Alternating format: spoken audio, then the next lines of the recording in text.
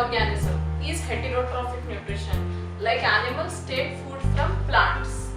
So organisms other than plants and blue-green algae, all organisms except plants and blue-green algae come under this mode of nutrition. So there are two types in heterotrophic nutrition. The first one is saprophytic nutrition and the second one is holozoic nutrition. So what is saprophytic nutrition? In this type of nutrition, while the organism is taking food, at the same time the digestion also occurs. So ingestion and digestion. Ingestion is the process of taking food. So organisms secrete digestive juices on food. Digestive juices are nothing but enzymes. So then food is digested while it is still to be ingested. So in the process of chewing of food only digestion also occurs. So two processes occur together. The chewing and the digestion occur at once only.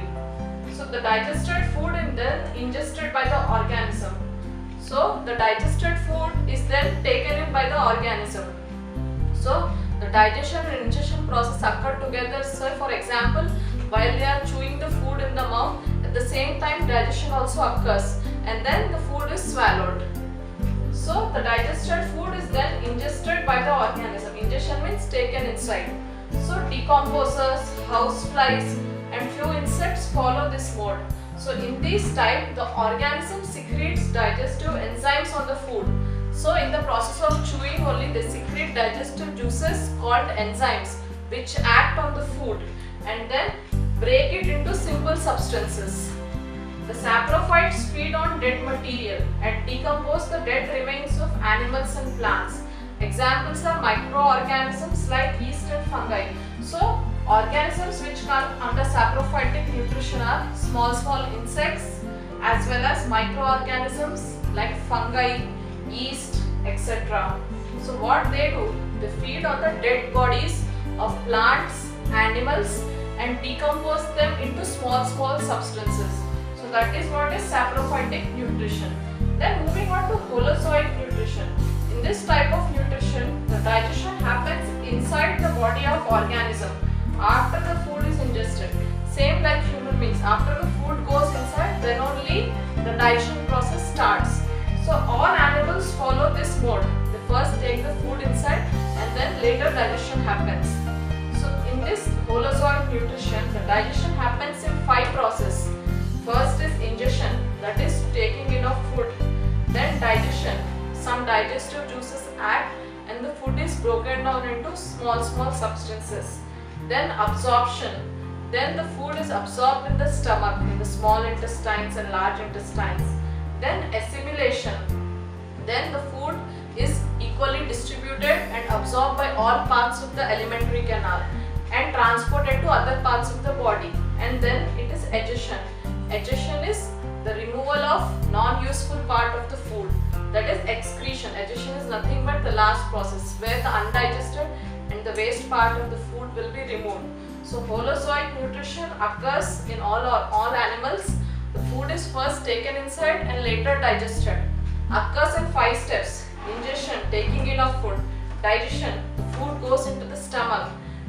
Then it is absorbed by the small intestines and large intestines. And assimilation, then the energy absorbed is distributed.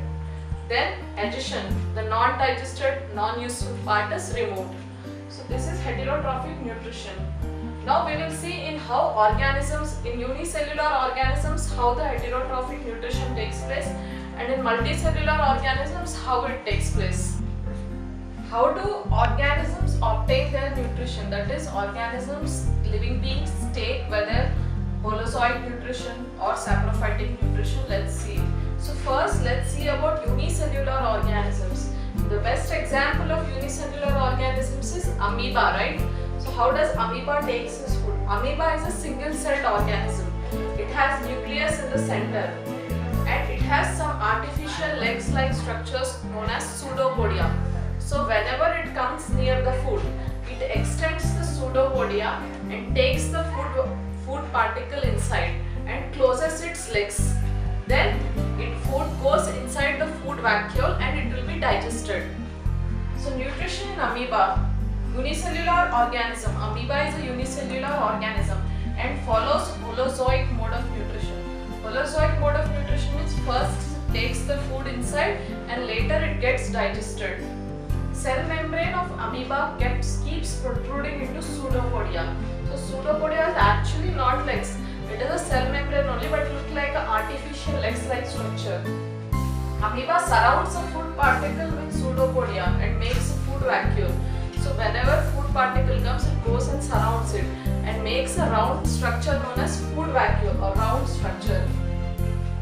Food vacuole contains food particles and water. So the food vacuole inside contains food particles and water. Digestive enzymes are secreted in the food vacuole and digestion takes place. Then there is secretion of few substances to break down the food into simpler substance, that is enzymes. And then the digestion takes place along with the help of water, and the undigested part also remains. After the digested food is absorbed from the food vacuole. So after that, after the food vacuole closes and the digestion takes place, the digested food is absorbed by the body of the amoeba, structure of the amoeba, and then the undigested part remains. So finally the food vacuole moves near the cell membrane and the undigested food is expelled out. Again it comes near the pseudopodia and expels out the undigested particle. So whenever amoeba wants food, it goes near the food particle, opens its pseudopodia, captures the food inside the food vacuole. So now the food vacuole contains water and food, and then the digestion process and the absorption takes place, and then the undigested food will be expelled out. So that is about nutrition in amoeba. It is a unicellular organism and a simple organism. Next, moving on to nutrition in humans or human beings. Human beings are multicellular organisms, right? They have many organs, many tissues and many cells. So they are complex organisms. So human beings are complex animals which have complex digestive system.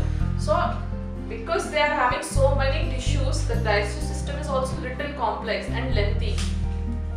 Human digestive system is composed of alimentary canal and accessory glands. So from the mouth till the end of the digestion process, all the organs together known as the alimentary canal, and also with the help of some accessory glands, it totally makes up the digestive system. Alimentary canal is divided into several parts. So from the mouth till anus, it is totally known as alimentary canal. So next, digestion in human beings, we shall see the structure of the digestive system. From the mouth, it leads to the food pipe or esophagus, and then the esophagus is connected to stomach. Stomach leads to small intestine, large intestine, and above the stomach there is liver, pancreas and gallbladder. So when we take the food inside our mouth, first thing is food goes inside the mouth, or also known as the buccal cavity. First thing what happens is teeth help in grinding the food. There are 4 types of teeth: incisors, canines, premolars and molars. Incisors help in cutting the teeth. Canines help in tearing of the food. Premolars help in coarse grinding of the food, and molars help in complete grinding of the food. So these teeth help to break the food into small pieces, and then along with the tongue the food rotates in the mouth, and then salivary glands act. How? Salivary glands secrete an enzyme called salivary amylase, or also known as tyalin. Then along with the salivary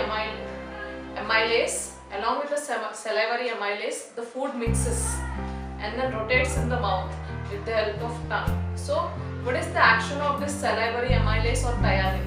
This salivary amylase acts on the food. It breaks the starch of the food into sugars known as sucrose. So tyalin or salivary amylase breaks the food starch in the food into simpler substances, sugars, that is sucrose. So the food in the mouth is grinded with the help of teeth, and with the help of tongue it rotates in the mouth, mixes with the salivary amylase, and then with the help of tongue is a muscle.